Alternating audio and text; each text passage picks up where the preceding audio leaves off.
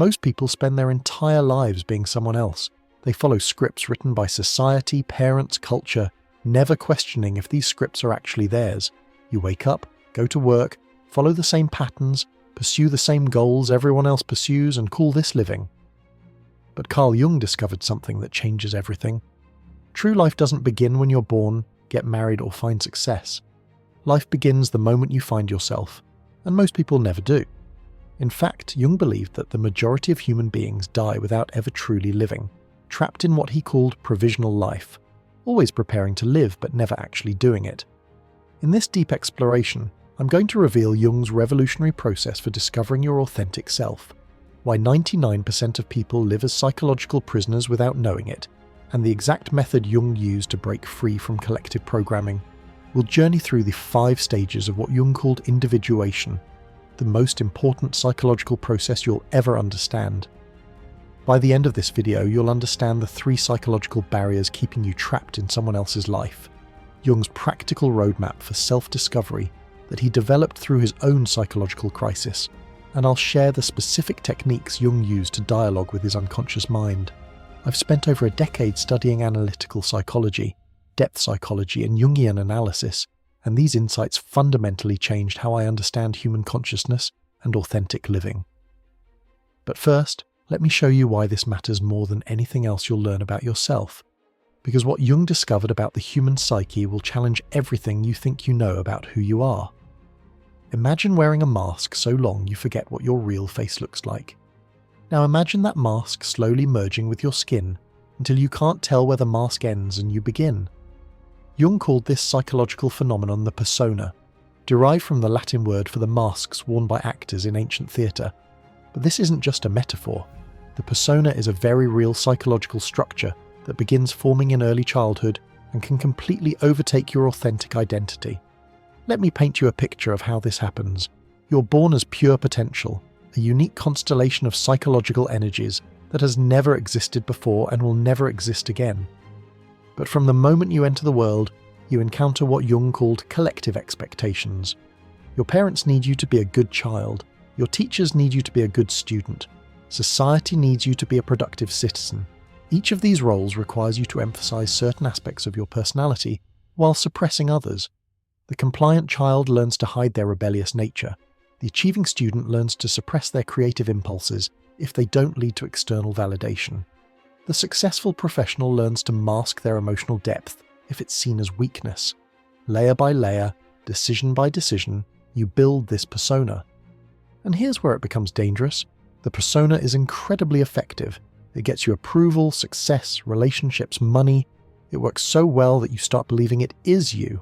Jung observed this pattern repeatedly in his clinical practice. He described one patient, a successful businessman who came to him suffering from severe depression. This man had everything society said should make him happy: wealth, status, a beautiful family, respect in his community. Yet he felt completely empty, as if he were living someone else's life. During analysis, Jung discovered that this man had spent decades perfecting the role of successful businessman while completely abandoning his authentic interests in art and philosophy. His persona had become so dominant that he couldn't even remember what he genuinely wanted anymore. But here's the most disturbing part of Jung's discovery.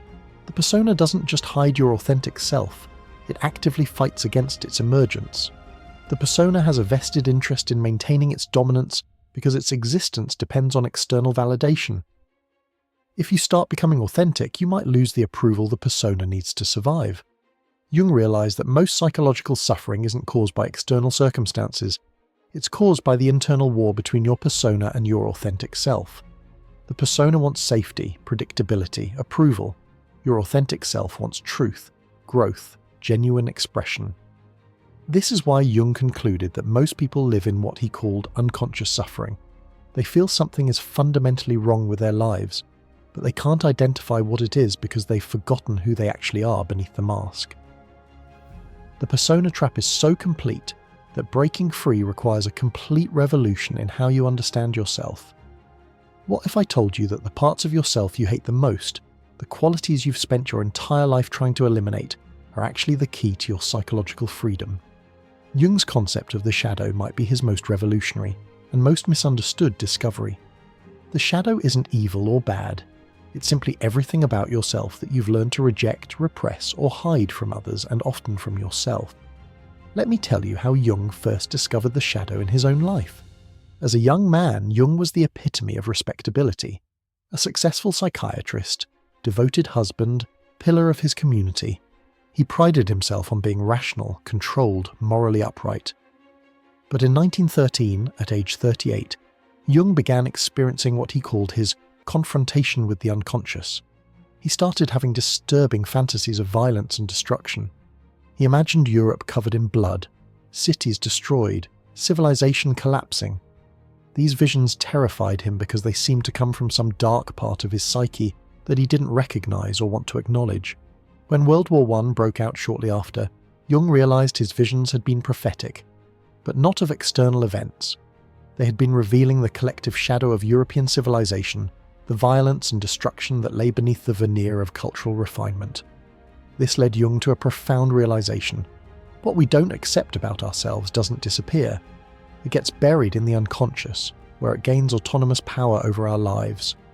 The shadow operates like an internal saboteur, causing us to act out the very qualities we consciously reject. Jung observed this pattern everywhere. The overly moral person who becomes secretly addicted to pornography. The perpetually positive person who explodes in inexplicable rage. The self-proclaimed feminist who unconsciously chooses emotionally unavailable partners. The successful entrepreneur who systematically sabotages their own achievements. But here's where Jung's insight becomes truly radical. He discovered that integrating the shadow, consciously acknowledging and accepting these disowned parts, is essential for psychological wholeness. Not acting them out destructively, but recognizing them as legitimate aspects of your complete humanity. Jung developed a practice he called active imagination to dialogue with his shadow.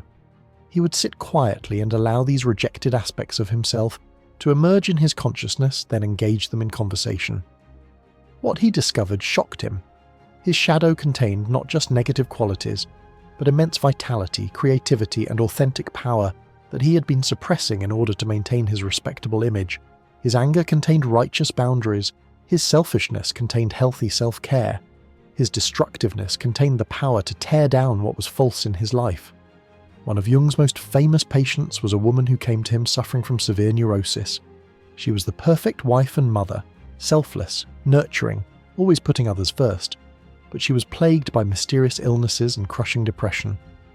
Jung worked with her to consciously integrate these shadow qualities, not to become selfish or competitive in destructive ways, but to honor her ambition and use it constructively.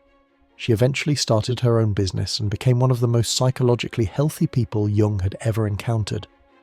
Jung's revolutionary insight was this: you cannot become whole by only accepting the good parts of yourself. Wholeness requires integrating everything, light and dark, acceptable and unacceptable, conscious and unconscious. The shadow isn't your enemy. It's the repository of your disowned power, and reclaiming it is essential for authentic living. Here's the paradox that will change how you see personal growth forever. Becoming yourself requires completely destroying who you think you are. Jung called this process individuation, and it's perhaps the most important concept in all of psychology. But individuation isn't what most people think. It's not self-improvement or becoming a better version of yourself. It's something far more radical. It's becoming who you actually are beneath all the conditioning, programming, and collective expectations. Let me share Jung's own individuation crisis, because it perfectly illustrates this process. In 1912, Jung was at the height of his career. He was Freud's chosen successor, internationally respected, financially secure. By all external measures, he had made it. But Jung felt increasingly disconnected from his work, his relationships, even himself. The breaking point came when Jung realized he fundamentally disagreed with Freud's theories about the unconscious. This wasn't just an intellectual disagreement. Challenging Freud meant destroying his entire professional identity, losing his mentor, and facing potential career suicide. Most people would have stayed quiet, maintained the relationship, protected their position. But Jung made a choice that changed psychology forever. He chose truth over security. He broke with Freud, published his disagreements, and watched his professional world collapse around him. What followed was what Jung called his years in the wilderness, a period of psychological chaos where everything he thought he knew about himself dissolved. He resigned from his teaching position, lost many professional relationships, and entered what looked like a complete psychological breakdown. But here's what's crucial to understand. This wasn't pathology. This was individuation. Jung was shedding the false identity he had constructed and allowing his authentic self to emerge. It was terrifying, destabilizing, and absolutely necessary. During this period, Jung began the practices that would define his approach to individuation. He started recording his dreams, engaging in active imagination, painting, carving stone sculptures, anything that allowed his unconscious to express itself directly rather than through his rational mind. Jung discovered that individuation follows a predictable pattern, which he later mapped onto what Joseph Campbell called the hero's journey. First comes the call, a growing sense that your current life isn't working, that something essential is missing. Then comes the refusal, your ego's attempt to maintain the status quo, to fix the problem without fundamental change. Next comes crossing the threshold, the moment you commit to the journey of self-discovery, usually triggered by a crisis that makes maintaining the old life impossible. This is followed by the trials, encountering aspects of yourself you've never faced, confronting your deepest fears and limitations. Then comes the death, rebirth, the complete dissolution of your old identity and the emergence of something new. Finally, the return, integrating what you've learned and living from your authentic center. But here's what makes individuation so challenging. To the outside world, it often looks like regression, failure, or mental illness. Jung's colleagues thought he was having a nervous breakdown. His wife worried he was losing his mind. Society has no framework for understanding that sometimes you have to completely fall apart to become whole. Jung observed this pattern in countless patients. The successful lawyer who quits to become an artist, the devoted mother who leaves her family to discover herself, the religious person who abandons their faith to find genuine spirituality. To others, these look like midlife crises or selfish decisions, but Jung recognized them as individuation, the psyche's attempt to break free from collective programming and express its authentic nature. One of Jung's most powerful insights was that individuation isn't optional.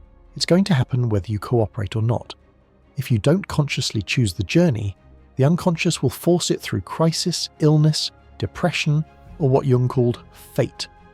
The midlife crisis, the unexpected divorce, the career collapse, these are often the psyche's way of breaking apart a life that isn't authentic. Jung discovered that true individuation requires the courage to become nobody in order to become somebody. You have to be willing to lose everything you think you are to discover who you actually are. This is why Jung said that life truly begins when you find yourself, because until that moment, you're living someone else's life, following someone else's script, pursuing someone else's dreams. Most people think their thoughts, desires, and life choices are their own, but Jung discovered something that will fundamentally disturb how you see your autonomy. Jung's concept of the collective unconscious might be his most radical discovery, and it explains why individuation is so difficult. The collective unconscious isn't just shared cultural beliefs.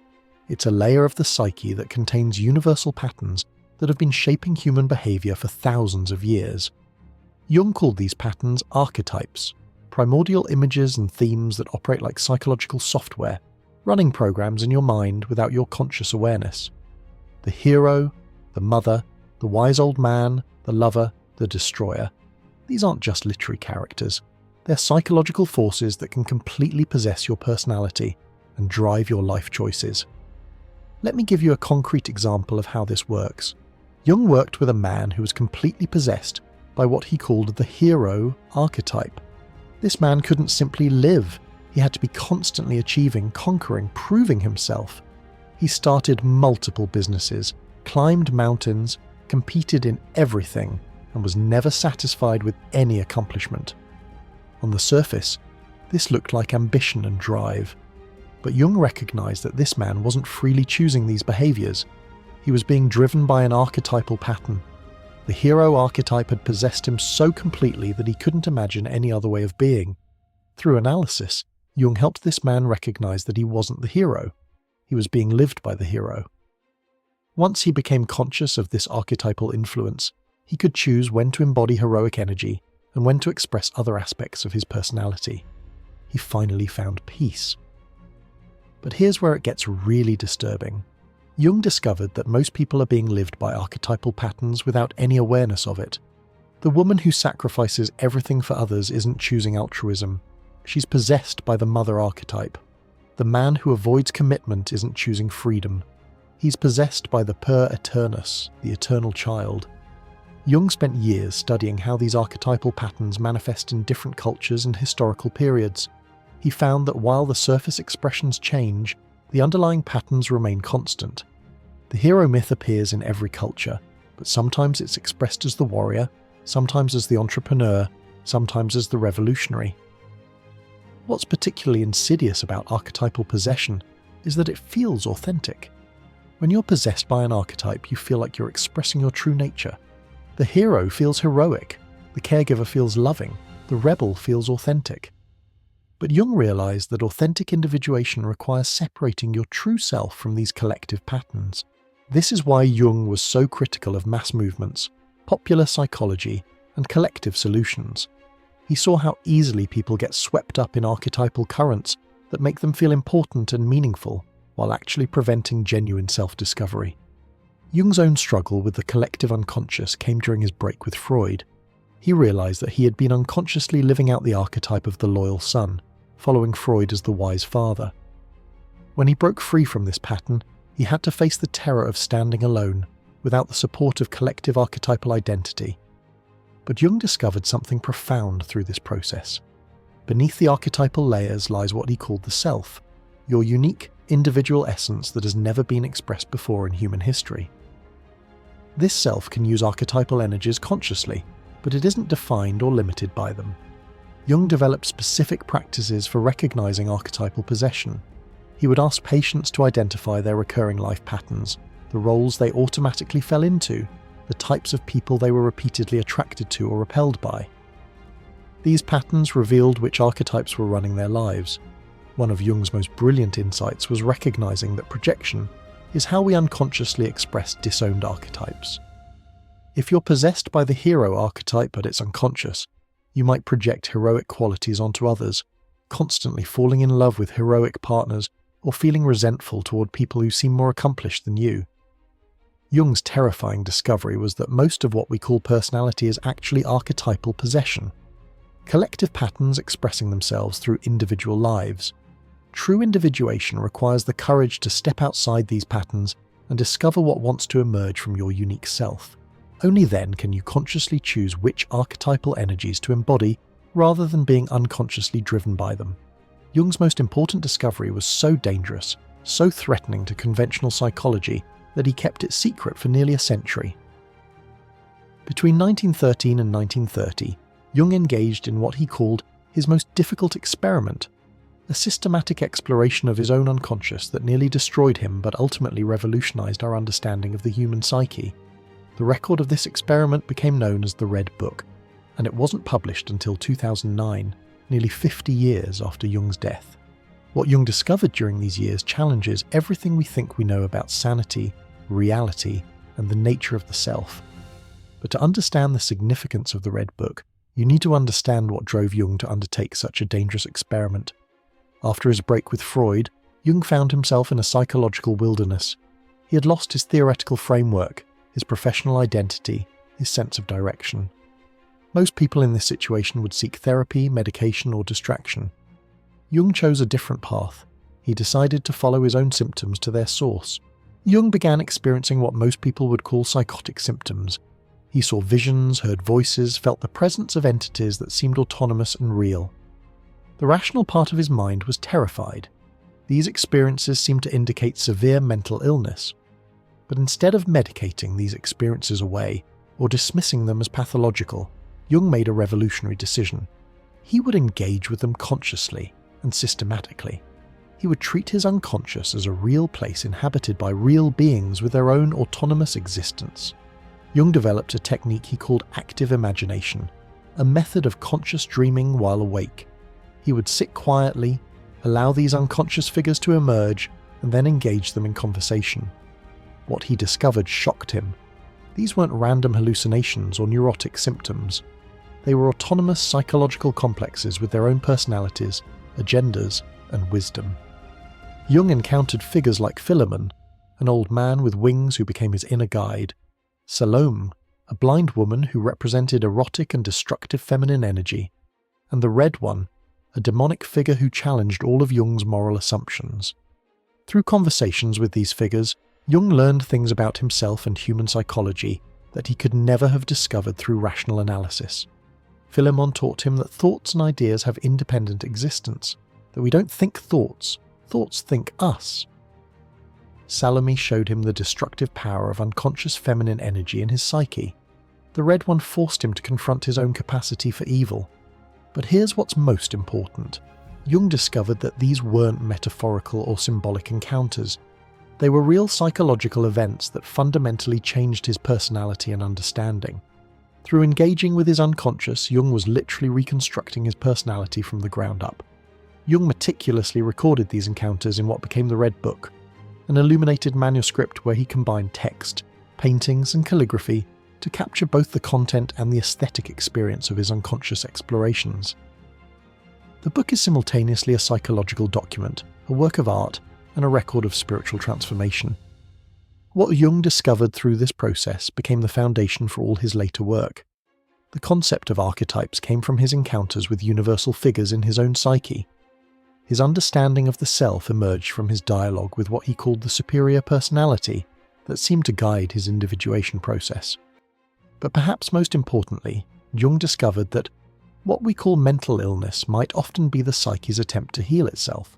The visions, voices, and autonomous complexes that psychiatry labels as pathological might actually be communications from unconscious parts of the self that are trying to bring balance and wholeness.